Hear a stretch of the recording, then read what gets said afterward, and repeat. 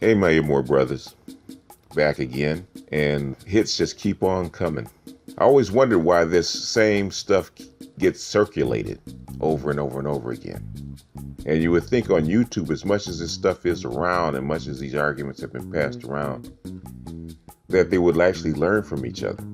So, as once you go to somebody's channel and you go up onto your homepage on your YouTube channel, you get a feed, and whoever you have been looking at for the last few days will actually pop back up, right? So I made a couple of videos about Big J XXX, and so his latest video pops up onto my channel, and so I peeked in to see what he's talking about, and he's actually responding to this woman. I think it's called Successful Ladies. I'll put the link in the description. He's responding to one of her videos, and she's talking to both men and women about who are the original swirlers, which is the same thing that's been going on around and around and around for like the last 10 years, which is a question that I answered about a year ago because of the book of Daughters of the Trade that actually answered that question. Now, people of all ethnicities and all groups have been mixing for hundreds of thousands of years. I mean, hundreds of thousands of years. You go up on the eastern horn of Africa and you see all kind of mixed groups. So a mixture of peoples have been going on for hundreds of thousands of years, even amongst Africa. Africa is not a black land where black people just happen to be all one monolithic group. No, there are different peoples inside Africa, just like there are different peoples inside Europe. A white and a black identity didn't come about until the 18th century, which is like the mid 1700s, when they actually formed a black and white identity. It is a very, very new idea. With that being said, on that basis, the original swirlers, as far as the transatlantic slave trade is concerned, are not black men. The first mulattoes that would have shown up in America would have been the product of African women and European slave traders, starting back in 1501, because the only way for the Portuguese and the Spanish to get access to slaves was to marry into the family. And all of the slaves, because they had to come over and work, would not have been women. Women would have been useless for that task, which is something that Dr. Claude Anderson confirmed. Black women African women did not get shipped over into the Americas in broad numbers until the English in 1783 outlawed slavery. I do believe it was 1783 when they outlawed slavery, and then they cut the supply off, or they negotiated to slowly cut the supply of slaves off. So if you wanted slaves, you had to produce them. So then after 1783, if I'm not mistaken, that's when they actually started shipping African women in great numbers over to the Americas to be broodmares, to be factories. That's how come the number of slaves increased so rapidly in the late 18th century, from hundreds of thousands to millions, because they sent over the factories. They actually started producing them in home. So in the 16th century, early 16th century, the first mulattoes that actually came over to the Americas, for the most part, were what? Were the actual slave traders, or the people working in the slave trade. They are the production of African women and white men. Now afterwards, when they brought them over, then the slaves, or the indentured servants in America, say for the Americans in particular, were allowed to mix, because there was no law against them mixing. I think the first slaves showed up in I do believe is it 1604 in America. I do believe it's 1604. I have to look at it again. There was no chattel slavery then. They were indentured servants for 7 years, just like any other indentured servant or white person coming over. They had the exact same status. And once freed, they were free to marry anybody that was in the vicinity, anybody that would have them. So, say if a African had been an indentured servant in the Americas and he was freed, and he was free to marry a white woman, because basically that's all there were. There's only two types, Native American white. There weren't any black women. They were free to reproduce. And it wasn't until, I do believe it's 1660 in Virginia, and I do believe it's Maryland, where the first anti-miscegenation laws were actually passed, where they couldn't mix. And that progressed on down the South and until all the laws were actually struck down in 69 or 68, 67, Loving versus Virginia. So who shot John first, who did what first, is almost immaterial. Because the United States and possibly Great Britain were the only, the United States was the only country that actually passed an miscegenation law. The United States was the only country, really, to actually have a caste system by color, where mulattoes were illegal, or mulattoes had to be identified as black and not white, which made the United States unique and the black race unique. Now, what I do not understand is why this is such an issue, why women have such an issue with this. Who did what first doesn't make any difference. The laws were not passed to keep white men away from you. Black men never said that you could not be with a white man. Black men never said that. Black men couldn't stop you from being with a white man. It's your history with that white man is the reason why you're hesitant to be with him. Got nothing to do with us. As there has never been a black man that has hung a black woman for being with a white man. Never. But I even played a video talking about race mixing in Great Britain.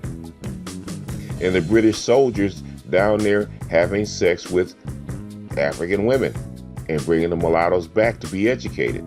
But when the black men went up to where the white women were, all of a sudden it became an issue. The issue was never black women being with white men. Ever. Never, ever, ever, ever. White men have always had access to black women. Now, did they poo-poo marriage between white men and black women? Sure they did. But they never banned it. You just couldn't marry her. There was never any law that said white men could not have sex and have offspring by black women. The same was not true with black men. Some black men in the South were actually hung for raising their eyes and looking at a white woman cross-eyed. Black men have a problem with that. If anybody, it's black men that should be having a problem with white women because of our history. But you don't hear black men complaining about it. You don't see black men pointing fingers at black women. All the shame and guilt comes from black women pointing the fingers back. There is no boundaries, nothing stopping you from being with white men. In fact, the United States struck down the law encouraging you to be with white men. The issue and the problem is not black men. You're trying to prove to us why you can swirl, why you can have access to white men, why you can date and marry white men. Black men don't need proof. If you want to go on and do it, do it. Same way black men do it. If black men want to marry out and marry women of other ethnicities or other races, they do it and they put up with the stuff that actually comes with it. The problem with black women is you want to do it, but you don't want any consequences. Let's keep it a buck. As Kid Organic would say, let's keep this shit a buck. The issue is not interracial marriage. The issue is not swirling. The issue is not access to white men. If black women really wanted to marry white men, they would move to white areas where white men are, because there's tons of them. The vast majority of men in this country are white.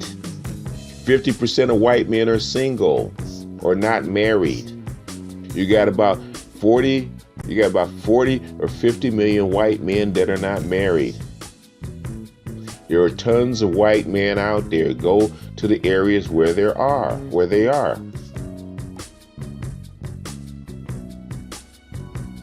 You just have to put up with the shit that black men have to put up if they decide to do the same thing. The issue is not you marrying white men. Let's keep it a buck and let's talk about it. The issue is that you're pissed off at black men and using white men as an excuse to have a discussion with black men. Instead of sitting across the table, looking your black man in the eye and solving a goddamn problem, you keep putting up different excuses. Well, I'm going on and marrying white men. And when black men say, carry your little happy ass on and marry your white man, then you have to come back around and tell us why you're getting ready to marry a white man or date a white man. We don't want to hear why you're marrying a white man or dating a white man. Carry your little happy ass on and marry that white man. Just like with The Bachelor, when they had the first black bachelor, a black bachelorette, and she cavorted with 20, 30 white men, and black women thought that black men were going to get upset. Black men didn't even care for the most part. There might be a few here and there that actually said something, but for the most part, black men could care less. They all been dating and marrying white men forever. Ain't nothing new. At least Crystal cares and started something. She stopped talking about black men, and she actually started trying to train black women, if you wanted to how to get and marry a white man. And if it were a brother and it was a black dude and he wanted to date and marry and be with white women, we give him the same advice we're going to give you. Go to the places where there's lots and lots and lots of white women. If you want a white woman, then you have your pick, because there'll be nothing but white women around you, and that's all there will be to date. Now, you're not going to get the best white woman, but you will get a white woman. You're gonna have to compete with white guys. But there's gonna be white women, because there's nothing but white women. The 4, 5s, and 6s are gonna fall in your lap. Same thing with black women. If you think you're gonna get a Masters of the Universe white guy, and you're not a celebrity, or you're not rich, or you're not a dime, then the odds of you getting that top-notch Masters of the Universe white guy are pretty slim, and probably none. But if you just want a regular workaday white guy, man, go to Idaho, go to Montana, get outside the urban area, get out in those suburbs where there's nothing but white guys, single white guys around. If you go places where there's nothing but single white guys, guess what you're gonna find? White men. It's not rocket science. But guess what? It's not going to be around you. Other black people. So there's going to be a cost to you dating a white guy. Just like there's a cost for black men dating white women. But what black women don't want is to have to take that L, accept that cost of doing business. You want to hang out with your black girlfriends, live in black neighborhoods, but you want to date a white guy. You want to marry a white guy. That's what you want. You want it to be easy for you to actually get and marry a white guy. You want that white guy to fall in your lap, come over to the black side, and live in a black neighborhood with you. It's not going to happen. For the vast majority, it's not going to happen. And that's how come the ratio of black women marrying white guys is so low. It ain't because black men are holding you back. It ain't because that you're faithful or loyal. Is that for the vast majority of you, you're not attracted to white guys, number one. And number two, you don't want to deal with white supremacy. You don't want to deal with that white racism over in the white neighborhood because you know you're going to catch it. You know them white girls don't like you. And you know if the guy's decent enough, them white girls don't like you messing with their man. And that white dude, for the vast majority of them, aren't going to take that L and come over and live in a black neighborhood. Because if he did, he'd already be living in a black neighborhood. If he actually wanted black women, he'd come down into the black neighborhood and get you. The problem between black women and white men getting together, or is between black women and white men. They're the ones that you should be talking about. They're the ones that you should be talking to. And the very person to teach you how to get a white man is a white woman. She raised them from boys. Those are her brothers and fathers and uncles. So if she knows what a white man likes, it'll be her. But the vast majority of them white women don't like you. And they're not going to teach you how to get their men. Because if a white woman wants black men, first thing she's going to try to do is be friends with you. Hang out with you. Pick your brain of what black men actually like. Or she'll go where the black men actually hang out. And she'll start hanging out there. She'll go into the black neighborhoods trying to find her a black man. See, she's smart. She competes. She'll get that black dude on the job. She'll sit back and observe him. She'll ask him questions. She'll ask all you black women questions about black men. And then she'll slide her little white ass in there and she's going to get her black man and get right on out. But black women make that shit so complicated because the issue is not dating white men. The issue is that you're mad at black men because black men aren't what you want them to be. You really don't want a white man. What you want is a black man with a white man's power. That's really what you want. That's really what you want. But the thing is, you don't respect your men or respect your boys so that those boys and those men can actually attain that status. Because that's too much work. Same reason you're not married to white men, because that's too much work. There's plenty of them out there. There's 40, 50 million of them out there that are unattached and single. You go get them. Unattached and single. Go get them. Asians do it all the time. The Asians can do it, so can you. But you got to change your attitude.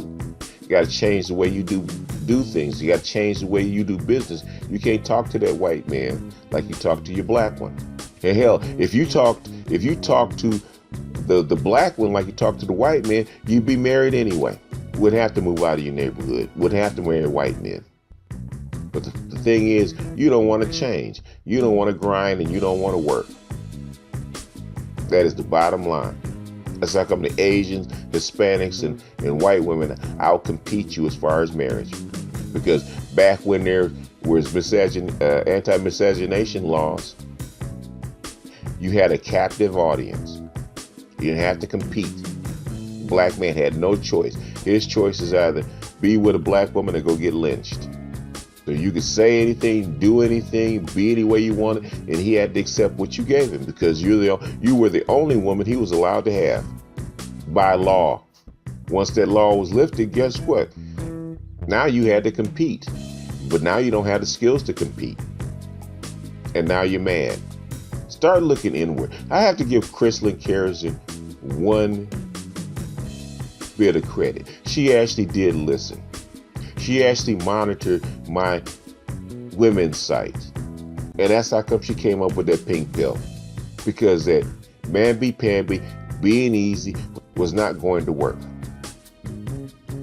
Black women have to get off their ass and grind. Whether it's for the black man that you want or the white man that you want, you're going to have to get off your ass and grind. They're not going to fall in your lap. Oh, we're not the standard of beauty. That's how come black men don't want. Save it. You got to look in the mirror, look at yourself, listen to yourself, listen to what men want, because basically You're not the customer. The customer is always right. You can't sell what the customer does not want. And that's what you're trying to do. You're trying to do that to the white man. You're trying to do that to the black man. And guess what? Nobody's buying. And you're trying to shame people into buying your product instead of making your product better. It's not rocket science. You want guys to marry you. You want guys to be with you. You want guys to form family with you. You should be up in there changing those divorce laws and changing those child support laws, just like the men are trying to do. Try to come down to some arrangement to where you can put your families back together, but you're not, because you want all the marbles in your lap. Hell, that shit ain't even working for white women. Black women, stop being stupid. Stop being silly. Stop with this swirler stuff. United States of America is trying to encourage you to mix. They're trying to encourage you to mix. They sit you next to white men. They have you work with white men. They allow you to live next to white men. They want you to mix. The only reason that you're not mixing is because you're hard-headed. There aren't any barriers. Black men cannot stop you from mixing. In fact, black men don't care if you mix for the most part. They don't care. What black men want you to do is leave them alone. Stop making their lives miserable. That's all they want. Stop making their lives miserable. Stop doing stupid shit to make their lives miserable. Black men, do you give them a little sex, a little peace of mind, they're good. All that other crap that keeps coming up is invented by you. Knock it off. Anyway, link will be in the description to the 2 videos that I'm going to reference to. I'm not going to do the response and all that crap because, frankly, right now I'm kind of burnt out on that stuff. And there's other stuff that I actually want to do because I'm actually behind on my video schedule. Man, I got a ton of articles and a ton of stuff that I need to go through. I need to put up. And there's not enough hours in a day. There's not enough space on the channel to put all this stuff. And basically, this is old and tired. Successful ladies, stop bringing this stuff up. Stop going over the old stuff all over again. It's corny and it's tired. Big J, it's corny and it's tired. I'll even put a link up to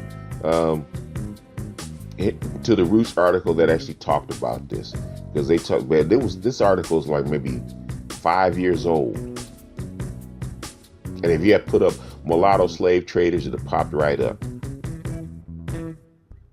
You ain't got to go through all that. You could have found this on Wikipedia. And successful ladies, you don't have to prove that what black men were marrying white women. Nobody cares about that. Nobody cares who did what first. It doesn't even matter. Find a way to be happy. That's what matters. The problem is that black women are not happy. You're fucking making your life miserable. Stop making your life miserable. Find a way to be happy. At the bottom line, if you guys are happy, you guys stop bothering us with all this crap, then black men can go be happy. And if they're happy, they might help you fix the black neighborhood. But they're not going to do it if you keep antagonizing them.